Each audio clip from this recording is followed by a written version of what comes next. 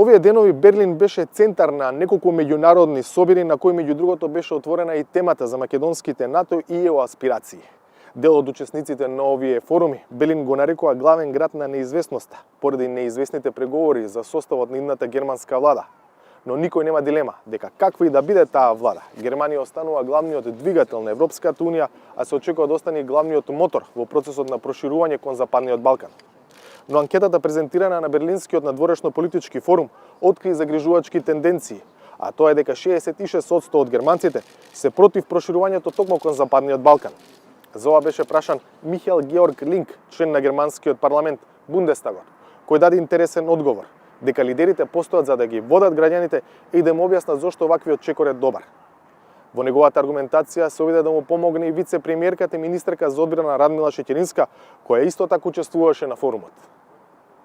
Let's stay for a moment in Macedonia, Mr. Link. According to the latest survey of the Körber Foundation, 2/3 of the Germans do not want Macedonia and other countries to become a member of the European Union. Are we Germans ungrateful?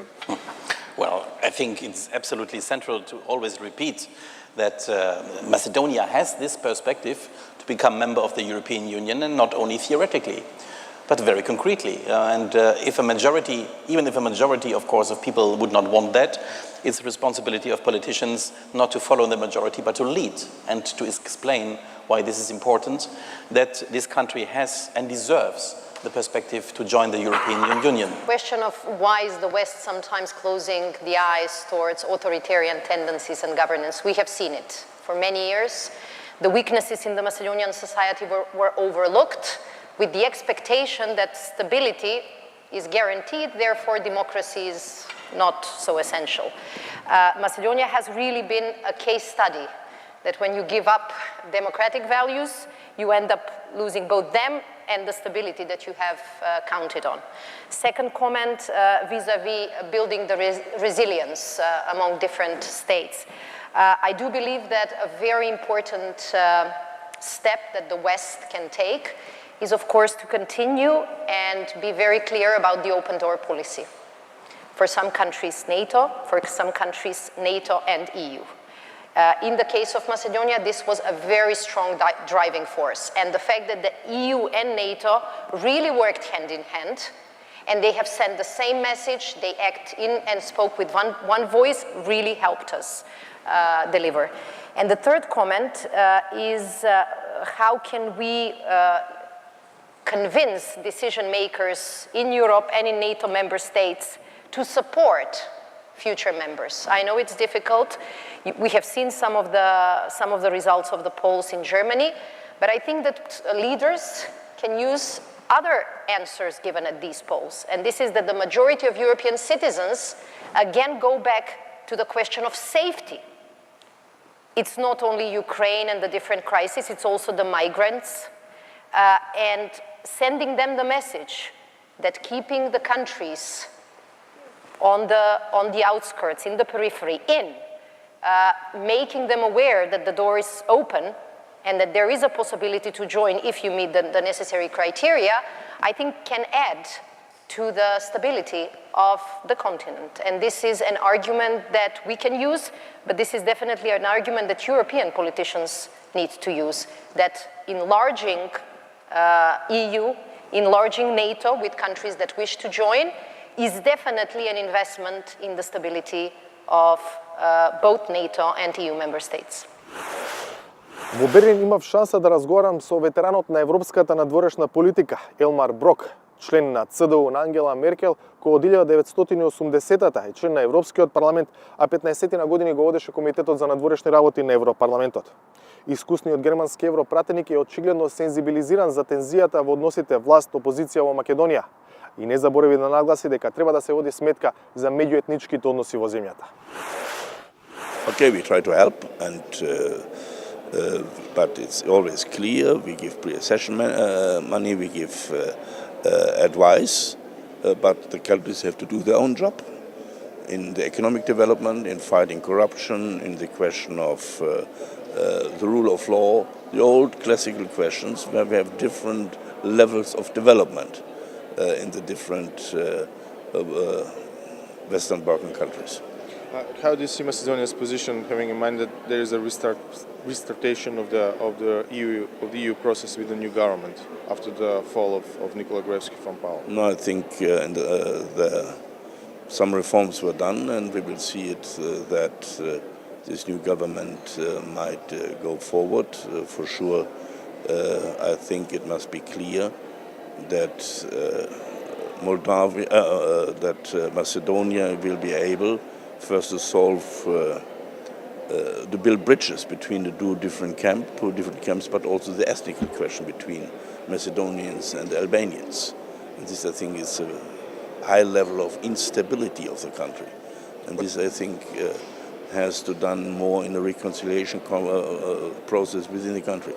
But now it seems that there are bigger problems between the government and the opposition, meaning Komorot Dopamana, and the constructivity in the parliament after the announcement that Nikola Gruevski will leave presidential position in Komorot Dopamana.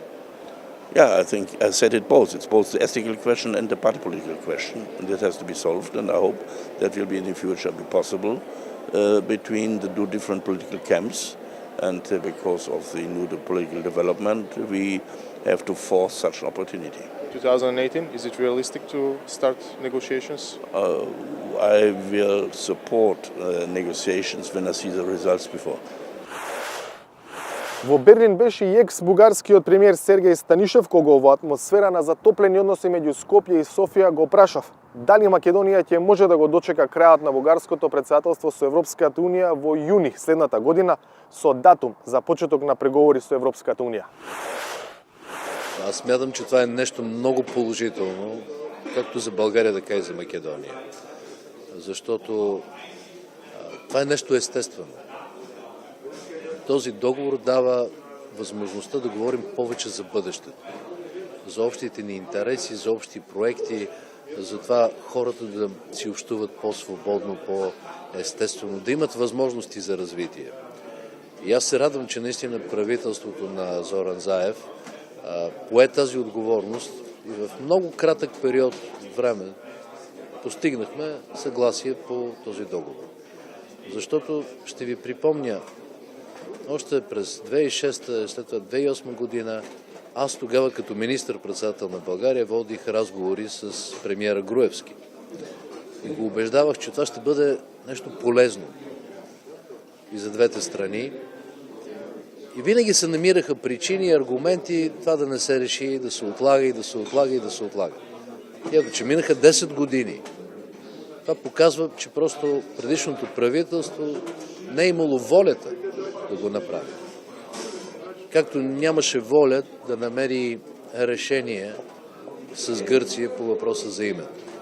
А в крайна сметка, европейската интеграция, основното изискване, основният дух на Европейския съюз е свързан с това съседни страни, народи да живеят не само в мир, но в добросъседство, в сътрудничество, да създават възможности за своите граждани да живеят по-добре чрез това сътрудничество. Така че, наистина, правителството на Зоран Заев направи решителна крачка напред. България с все сърце ще помага в европейската интеграция на Република Македония.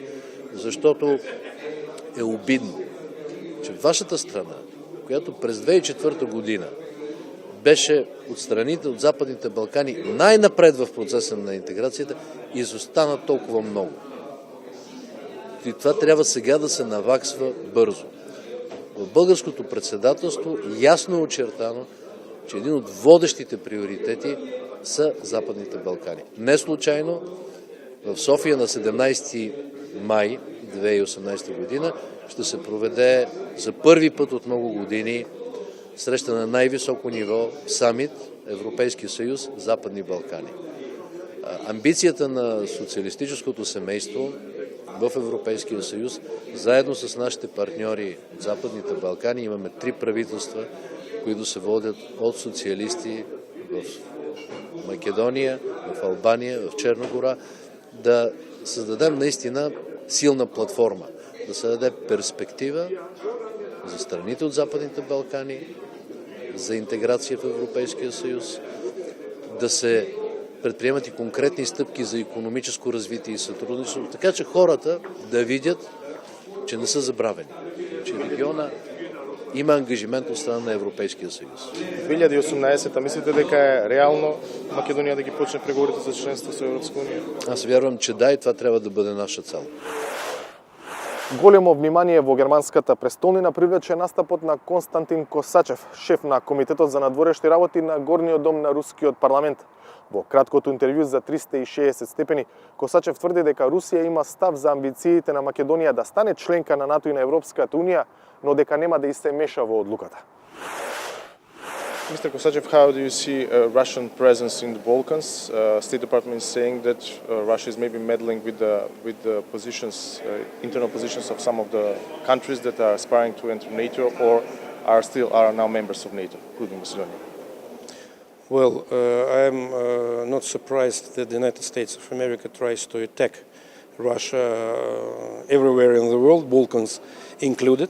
They do it in order to increase their own influence, in order to be able to rule the countries of the Balkan region. In this sense, Russia does not conduct that type of policy. We do respect the sovereignty and independence of each and every country in the Balkans. We have never interfered in internal affairs of these countries, and we cannot and we never try to block any security arrangements of these countries, whether they like to join the European Union, NATO, any other integration organization. There is sovereign choice. We do have our own opinion about that. Yes, we do. But we cannot force this opinion on the Balkan states, and we do respect their choice. How do you describe relations between Macedonia and Russia and Russia's presence in Macedonia?